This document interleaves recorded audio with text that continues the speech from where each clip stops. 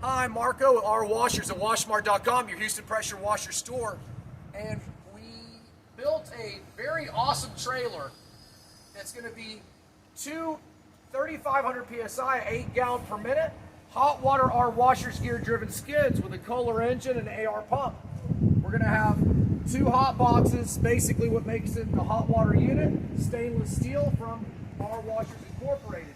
We have 3 electric Hannay reels, and these guys are electric, stainless with aluminum body, and unlike other reels like Titan, these actually have an aluminum manifold on the inside with the piping instead of the PVC, so you can actually use hot water on this without it warping, which is a big advantage.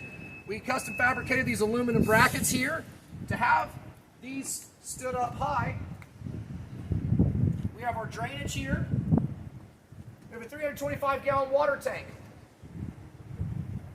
We have the garden hose reel over here.